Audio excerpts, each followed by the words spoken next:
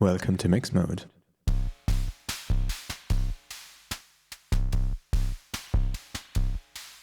Today we're going to talk about platformio, and we're going to take the Bleep Drum code base and turn it into a platformio project.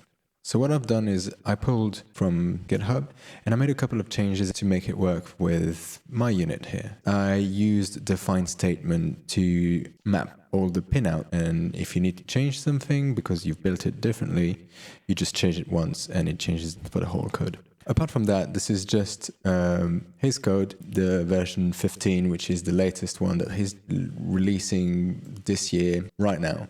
It's brand new. The main difference since the previous version is that there's a better clock and there's a click track, which is quite cool. So if you press and hold shift and then press play, you're going to hear the click track.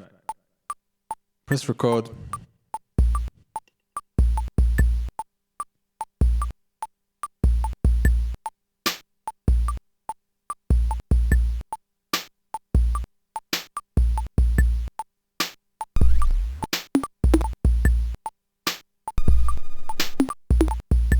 Let's take this and make it a platformio project and make it compile. What we want to do here is make our life a bit easier. The Arduino IDE is great for many reasons. The main one is that it's simple. But when you want a bit more flexibility, platformio is just so much better in so many ways. So first of all, if you haven't got it installed, just go on platformio.org and click on install platformio now, and it's just going to tell you everything about how to install it. There's loads of YouTube videos about it. I'm not going to bother. Let's get back to our code base. And the first thing we want to do is create the platformio configuration file. This is what's going to tell platformio engine where our code lives and what microcontroller is supposed to be using, any library dependencies that it might have. So it's going to download that automatically for you, so you don't have to kind of go and pull it from GitHub or anything like that. It handles all of that for you. So the first thing we do is create this platformio.ini file. You could just run pio in it, but that's just going to create a bunch of folders that we don't need in this case. So it's easier to just go ahead and create your own file. The first section, platformio, here in this case just to provide the source directory. By default, the source directory is in src, but I'm using an existing repository and I don't want to move that. It's already in a folder called Bleep Drum 15. So I'm just going to tell it my source lives in Bleep Drum 15. Here you go. And then you need to create what is called an environment. The environment just needs to provide the platform. So in this case, it's Atmel AVR. The board is set to Uno. It could be set to a Nano. There's a whole bunch of boards that you can find here. I mean, I've just printed all that. See, this is all the boards that are supported by platformio. There's lots and lots and lots. Just look for it. Or you can use platformio's IDE thing in here. So you can go boards. From here, you can just go and search for something, if that's your thing. I like command line stuff. It's up to you. Platformio gives you both, which is great. So you specify a platform, you specify a board, and you specify a framework. We're using the Arduino framework. And the other very interesting feature here is the library manager. So you can search for libraries in platformio. So if you go in here, and I'm going to look for MIDI, there is the MIDI library here, and that's the one we want to use. And all you need to do to install this, you could just go in here and install it, and that's just going to install it globally for all of your projects. But it's a good idea to add this to your environment so that if somebody else pulls your repository, it will automatically pull it for them when they try to build the code for the first time. So in this case, we're going to need the MIDI library, and we're going to need bounds too. And that just needs to be under the category libdeps.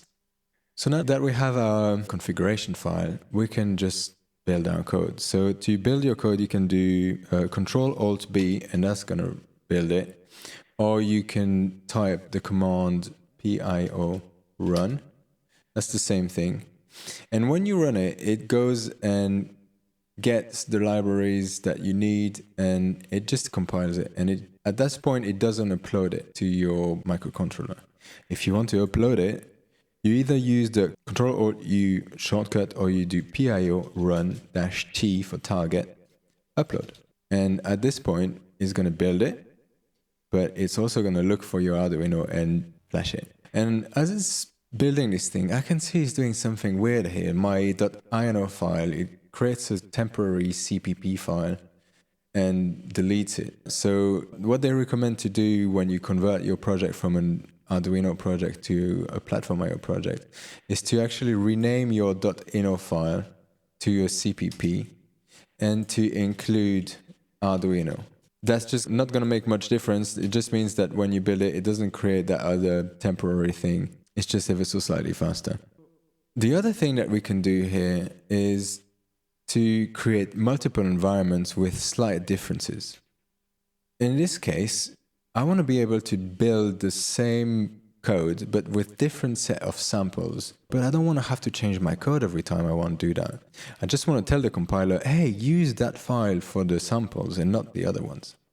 So what I've done here is I've created a whole bunch of header files for each set of samples, and they all follow the same structure.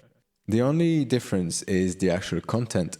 So I could go ahead and just, include this different file every time, but I'm lazy. I don't want to have to do that. So what I've done here is I've created an if-def statement, and it's going to check if this macro has been defined. And if it has been defined, it will include this file. If it hasn't, it won't. So in order to define these build flags, you do that in your platformio.ini.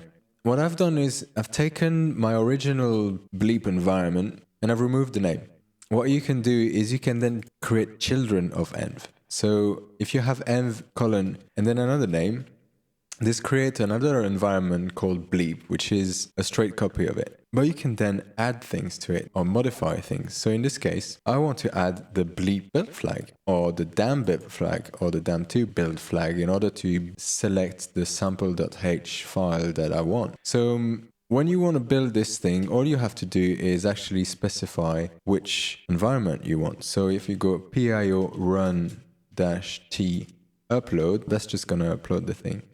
But I want to specify the environment. So you go -e and I want to put dam3. And you're going to see it's going to compile dam3.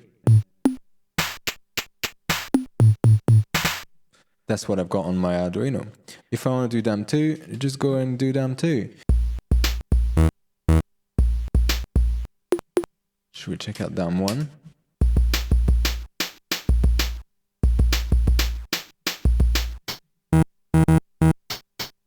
And you can build it with the original one. Actually, what happens if you don't specify anything? It goes ahead and builds Bleep. It's building dam and programs it. Well, that's a bit annoying.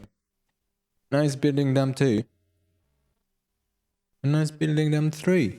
Well, that's quite annoying because I don't want to build everything every time. And it's basically wasting my time, isn't it?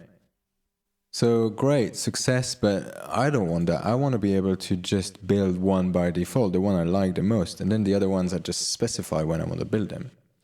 So to do that, all you need to do is default envs equals dam2. That's my favorite.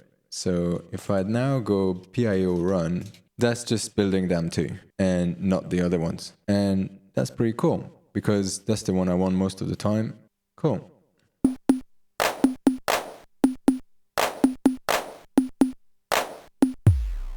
Nice. So, yeah, leave a comment. Let me know which set of samples you like the best. I like them too. They're my favorites.